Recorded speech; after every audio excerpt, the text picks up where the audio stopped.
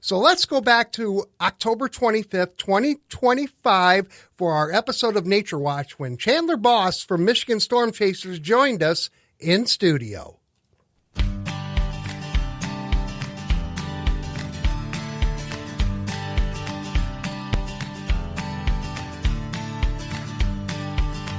Good morning and welcome to Nature Watch.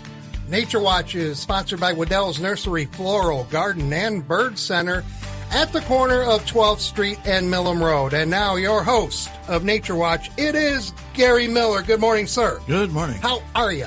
Good. I had to find my scraper this morning. Quite frosty out there. I cheated. Windshield washer.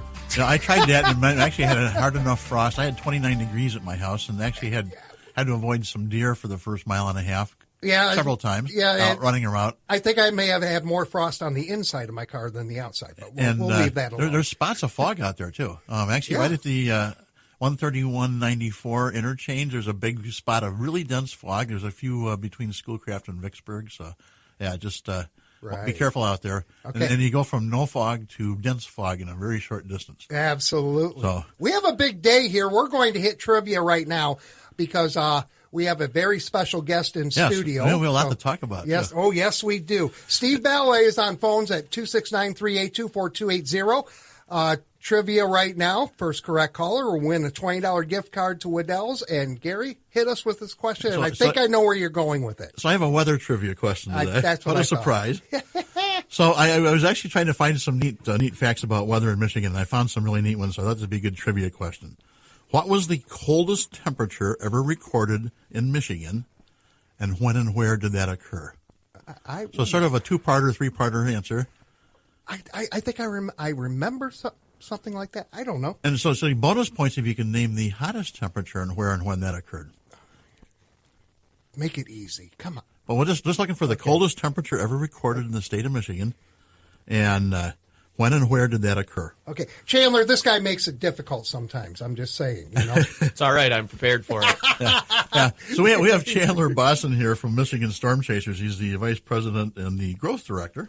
Yes, sir. That is correct. And so we're going to be talking a lot about weather today. I actually have a few other things, too, we'll talk about while we're waiting for some calls to come in. Okay. Repeat that trivia question one more time. First correct caller here gets it. Yeah. What was the coldest temperature ever recorded in Michigan, and when and where did it occur? There you go. So you can hear people Googling out there already. Yeah. Okay. Had their cup of coffee. Yeah. So had some rain this last week.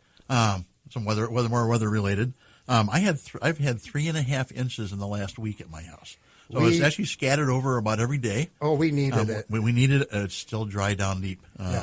Still dry. The drought map has not changed as far as overall conditions. The no drought area is the same from a week ago.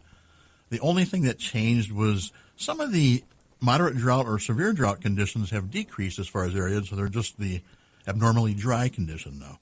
So not a big change from a week ago, considering that much rain coming down. Okay.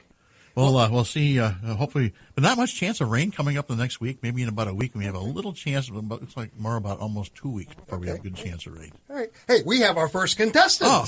Terry's on the phone. Good morning, Terry. Good morning. Good morning. All right. Want to take a shot at this? I'm going to try to take a shot at it. I believe it's negative 51 in Vanderbilt in 1934. That is correct. Bong. and this actually sounds like my brother Terry. It is. So actually what caught my eye, what caught my eye on this, besides the low temperature, if you think about that, negative 51 Fahrenheit, and it occurred on February 9th, 1934, was actually the day after our father was born. So my dad was born on February 8th, 1934, and this happened the day after. No relationship with that as far as cold temperatures and that, but 1934, negative 51. And so that Vanderbilt is a very small village up in the heart of Otsego County, about 8 miles north of Gaylord. The hottest temperature ever recorded in Michigan was about 2.5 years later, was a temperature of 112 degrees Fahrenheit, and that happened in Mayo in Oscoda County, which is about 30 miles east of Grayling, on July 13th, 1936. Yeah. So they went from, in about 2.5 year time period, had the coldest temperature and the hottest temperature ever recorded in Michigan. So it really reinforces that whole old saying, if you don't like the weather in Michigan, wait a few minutes and it'll change. Stick around. There you go. All right, Terry, hey, way to go, man. I'm going to put you on hold, send you back to Steve. He's going to get some information from you, okay? Sounds great. Appreciate it. Thank you. Excellent. Thank you. And we'll do that. Chandler, wow, you guys came out of nowhere a few years ago. 2022 is when you launched, right? Yeah, that's correct. And you guys just picked up steam. And I started following you in 2022. And now it's like everyone recognizes Michigan Storm Chasers. It is so cool. Yeah, that was what we were trying to do initially was, gain as many followers, obviously, as quickly as we could. And now a lot of times when I hear stories from people, they talk about how everyone they know is texting each other while they're watching our stream. And that's a great feeling to have because that's what we've been trying to accomplish. Right. So what are some of the services that Michigan Storm Chasers offers? Yeah, so we have a lot of different services at Michigan Storm Chasers, and the two most important ones that we can offer right now are obviously live storm chasing, but live severe coverage 24/7. So anytime there's a severe thunderstorm warning or a tornado warning in the state of Michigan, whether it's the UP or whether it's the Lower Peninsula, anywhere, anytime, we will be live on YouTube and Facebook and a variety of other platforms tracking the severe weather. Yes, I know you have lots of posts out there because I follow you too. Yeah. And boy, you must have several people that work on posting things all the time because you get lots of information out there, and it's fun to see all the comments from all around the state and the number of people that are following you on Facebook and on your website. Yeah, we came into a lot of extra followers over this last calendar year, especially with everything that happened in northern Michigan with the ice storm. And then we had a lot of severe weather to begin the year. And fortunately for most of the state, it was a quiet year after that. But at the beginning of the year, we really saw quite an increase of followers. And, we don't necessarily like to gain followers because of bad weather, but, we take what we can. Well, that's really neat. I see there's been some spin-offs from that. Some other states have sort of tried to copy you guys. Well, I can't take credit for that. Too, well, half a dozen one way, six the other, right? But yeah. The good news is, whatever we can do to provide coverage and provide pioneering opportunities for other people to do what we do, we're certainly happy to help. Because at the end of the day, the mission is the same. Keep people informed, keep people educated, and have everyone covered beginning to end, which is our company's mission statement. Yeah, there you go. Are you good with taking possible questions? Yeah, absolutely. Okay, cool. If you have a question for Chandler about Michigan Storm Chasers, you're more than welcome to call in 269-382-4280.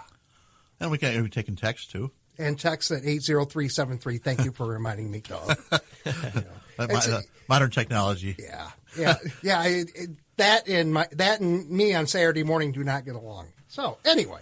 But it's been interesting to see all the information that Michigan Storm Chasers has been posting too, just following the severe weather all over the state, and just general weather conditions, things to watch out for. Mm-hmm. I think it's made a lot of people very aware of, hey, we need to really be cognizant of what the weather is doing and how it may impact us.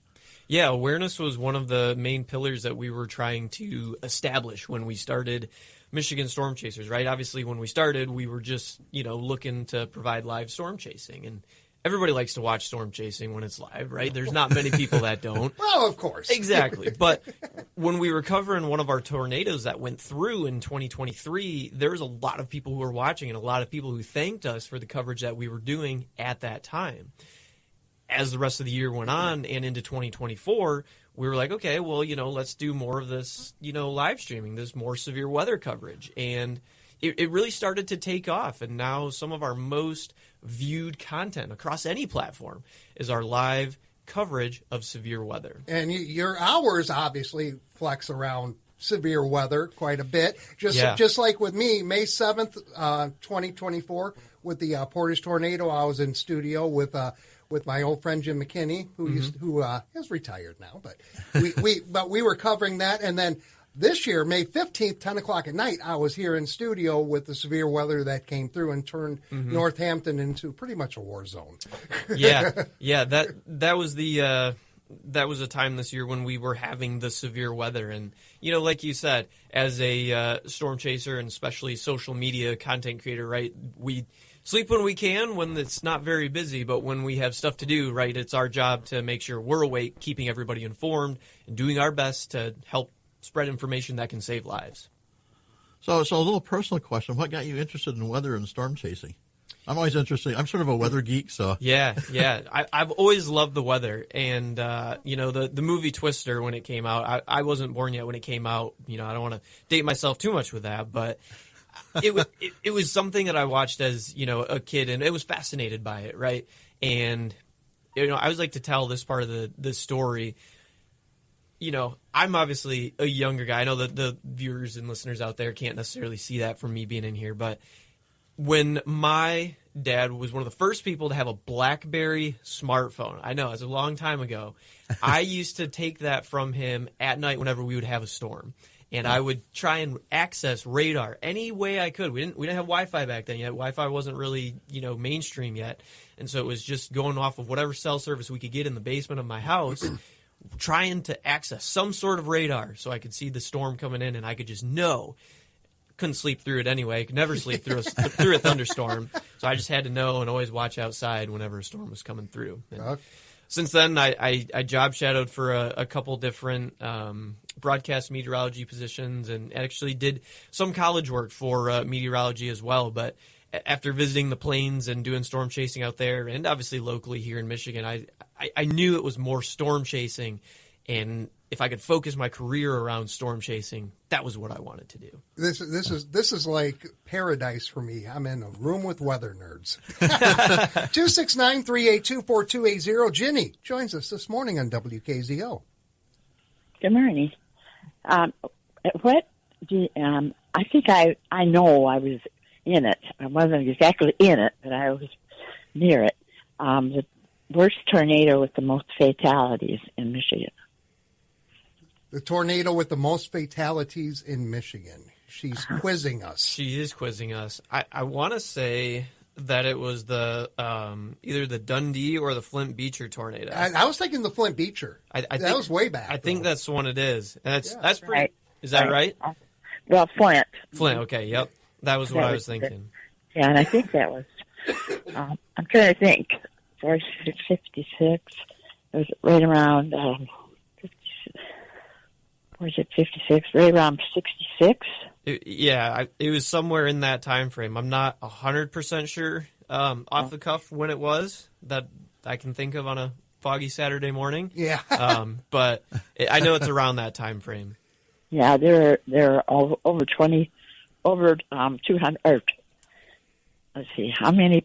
Okay, there are over. I think it's 212 is the number. Yeah. I might be pulling that out of nowhere, but that's I don't what know sounds. if it was that much, but I know it was a lot. It was really bad. Well, I know we drove around and we saw a refrigerator in a tree, and we just saw it was horrible. It was really a bad one. So. It was 1953. 53. 53 That's to right. get that narrowed down. Yeah. Okay. All right. Well, thank you very much. We're glad you're with us, Jenny. Yeah, thank you, Jenny. We appreciate it. You can join us as well right here, 269-382-4280. Gentlemen, can we take a quick break? Sure we can. Yeah, and then we'll be back with more here on Nature Watch. It's Gary Miller, Chandler Bos from Michigan Storm Chasers, and me on WKZO.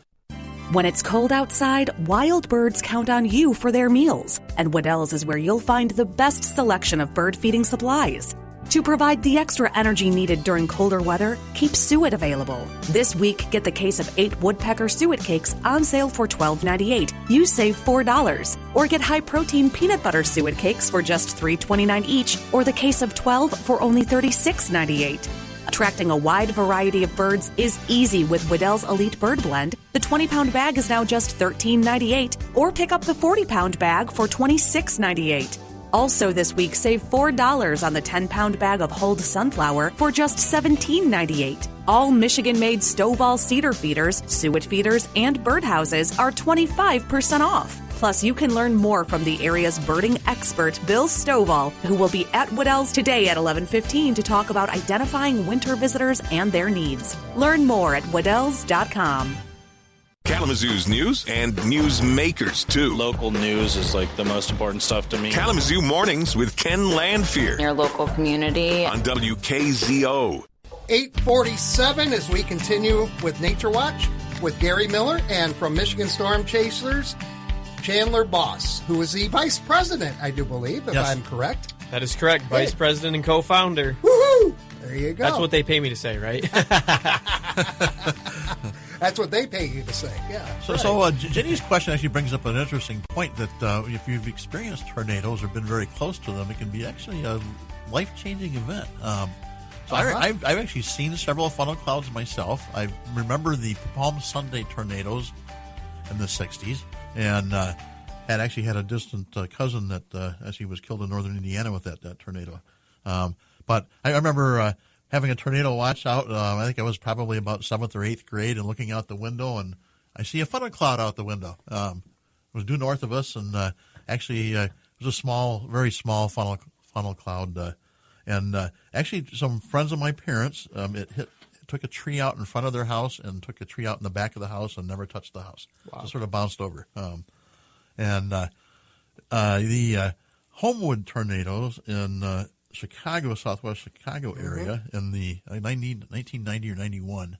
I was actually about 5 miles from that tornado when it was in a bunker in the ground about 40 feet down when they issued the tornado warning. Wow. That took the Homewood High School out. I remember that storm and on. I've seen rotation in clouds. So it's like I said, I'm a weather geek. I used to go out with the spotters, and then when I worked in the Chicago area with the city of Naperville, and it's fun. I always liked watching the clouds and the storms come in. Someplace safe, it's fun. And it's exciting. Thanks to cable television, in the manner of speaking, I kind of grew up from my teen years forward with Tom Skilling. Yes. I loved watching him on Channel 9 in Chicago. Yeah. So you get all sorts of extremes of weather. We experienced Chandler's a little younger than Jim and I. We experienced the 77, 78 winter blizzards and that. And, yeah. We're about due for another big blizzard, I think, in the winter. Yeah. So I'm actually want to talk a little bit about what Michigan Storm Chasers is looking at as far as winter forecast, possibly. I've seen both El Nino and La Nina in there. Yeah, there's a lot going on right now, and to the dissatisfaction of everyone listening and you guys, I'm not going to put an official forecast out today. We're still looking at everything. A lot of the stuff that we look at is run through ensembles, and the ensembles that we use in combination with some other things that show us, hey, what does this year's atmospheric conditions look like with some other years? How do all of those compare? And those compare snowy. And me, myself, being a big winter fan, I would love to see quite a bit of snow. West Michigan being one of the snow belts, one of the lake effect snow belts. I hope that it's snowy. That's where I personally think it's going to be, is a pretty snowy winter. But, I've been wrong before, and I'll probably be wrong again. Weather is literally a crapshoot here, and that's courtesy of Lake Michigan, because you just don't know what's going to come off it. We just went through a lot of lake effect rain. That rain that came through this week. Yep. It wasn't system generated for the most part. It was lake generated. Yep, lake effect rain. We had that low that parked right over us and sat here and just rotated and just picked up moisture in the lake and dumped it on us. Yeah. And we get that a lot. If you look at the weather patterns historically, both with rain and snow, and that's usually when we get the big snowfall events, we get that low that parks here and just keeps snowing and snowing. Yeah. 269-382-4280 if you want to join us, talk to Chandler or Gary about weather, and obviously don't ask for a prediction. They're not giving one. Well, actually, I have to agree with Chandler. At this point, we've had such weird weather this year. Yeah. And this last week there was a chance of some rain. Never would have thought in the last week I'd have had 3.5 inches. Looking at the forecast, all the forecasts was like, there's not going to be that much rain. Yeah. And I've sort of challenged Mother Nature because I'll believe it when I see it. and a lot of that rain was a good soaker too. Yes, it did. It did come down slow. Yeah. But actually, I had to laugh this last week, especially the last few days with a little bit of moisture. There must have been just enough. All of a sudden, we're seeing lots of color on the trees here, and everybody was predicting not a whole lot of color down here in southern Michigan because it's been so dry. Up north, especially in the Upper Peninsula, they've been wet, and so we had a lot better color there. But boy, this last few days here, you really see a lot of color pop, and so obviously the plants have had just enough moisture. I started laughing. I was thinking maybe Mother Nature said, "Here, hold my beer. I'm going to get my paintbrush out." Yeah, ain't that the truth? So it's nice to see the colors, though. So, but you think about it, we're on the 25th of October, and most trees still have their leaves on. That's not usual. So hopefully we have some time for those leaves to fall before we get that snowfall for the winter. Yeah. Right. Isn't fun trying to pick up leaves and get snow and everything too? So Now, are you going to go out chasing in the wintertime too? We did last year, and we probably will again this year as well. You know, a lot of time, everyone likes to see how much snow we're getting, right? There's not many people that I know who, don't like to see how much snow we're getting. Mm-hmm. And if we can go out and chase it safely, we'd like to. If we get stuck, sometimes, we can help someone get out of the ditch, or, hopefully we don't get stuck, but it happens every now and again, and it helps keep us safe. And the information we get is valuable to everybody out there, especially in the lake effect snow belts, where you can go 2 miles and see a 6-inch difference in snow totals. Yeah, so I actually we talked briefly and actually emailed some questions back and forth of interest. But what's some of the most unique or exciting weather events that you've experienced? Yeah, so I'll do. Since we're on the topic of snow, I'll talk about one winter one snow one. So you guys were talking about the blizzard of '77, and obviously I wasn't around yet. The closest I've seen to that is, I believe it was either 2012 or 2013, one of the lake effect snow seasons we had.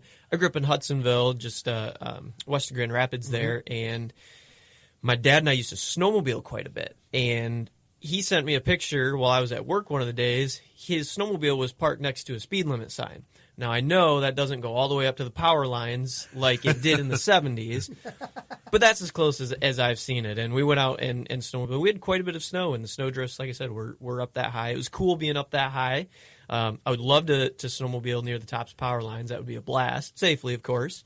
But on the more, warmer, wilder weather side of things, I've seen some tornadoes that are over a mile wide, and unfortunately, I was not in the state of Michigan for the Portage tornado back in 2024, and seeing those bigger tornadoes, Portage-esque and bigger, out on the plains, it always leaves you in awe. You're always just not surprised, but you just can't help but watch it and be like, this is really quite something that we're watching. What a powerful force of nature to be creating something so large. They're still saying it was a high end F2. I think it was an F3. I just, with the damage that occurred down through Celery Flats and all of that, it's just, that's got to be an F3. And it's amazing that there were no fatalities. Exactly. Look at the damage that was done in that tornado, and the swath that it had. It's just amazing and a miracle that there weren't any fatalities. Having seen some of that, I know coming back from down south several years ago, going down south for spring break with the kids, and when they were younger, and coming back, we were just outside of Indianapolis, and we were just ahead of a storm coming in, and actually had tornadoes go through. So you got to be cognizant of that wherever you're at. Watch that weather. And I always have to chuckle a little bit when we get new meteorologists here in southwest Michigan and western Michigan, because if they haven't grown up in this area, lake effect confuses the heck out of them. And you can always tell you got the newbie in town. They look at the models and everything and like, well, we might have some snow here and there. And they totally just don't understand the lake effect. Here, have 6 inches of snow here, 5 miles south. Yes. Nothing. Lake effect. It's fun to watch. So I got to ask, anything on your bucket list weather-wise that you'd like to see safely, obviously?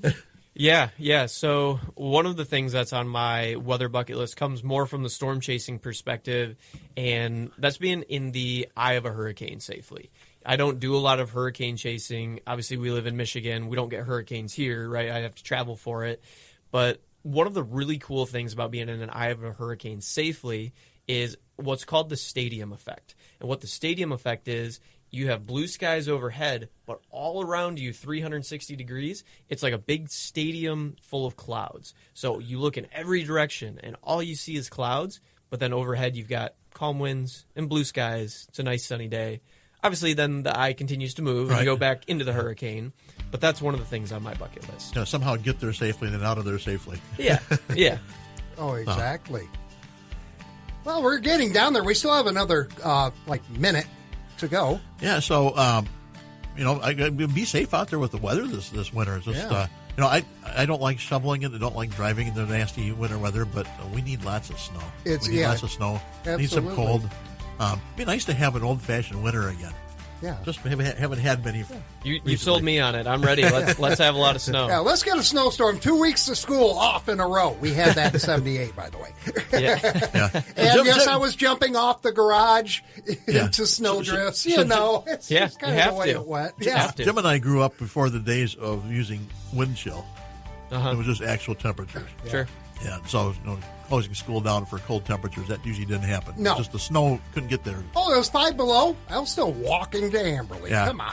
Put another jacket on. Put another jacket on. That's Put right. another pair of socks and another jacket on. Exactly. So It's been fun. yeah, thank you, Chandler. Yeah, It's appreciate been, you having me on. Thank you. Thanks for coming up from Constantine to entertain us and inform us. Absolutely. We learn a little something from you today. There you go. And be safe out there while you're chasing, all right? Absolutely, will do. And are you working today, Gary? I am not. You are not? They actually didn't schedule me for today, so I have the day off. So. Oh, okay. So if you go to Waddell's this morning, you will not see him, but hey, there you go. But my coworkers are there. Yeah, So. there you go. Thank you both. Thank you, Chandler, and thank you, Gary, and thank you for listening to this edition of Nature Watch. Tune in each Saturday at 8:30 for Nature Watch, brought to you by Waddell's Nursery, Floral Garden, and Bird Center at the corner of 12th Street and Millam Road. CBS and local news is next, and then America Outdoors Radio right here on WKZO.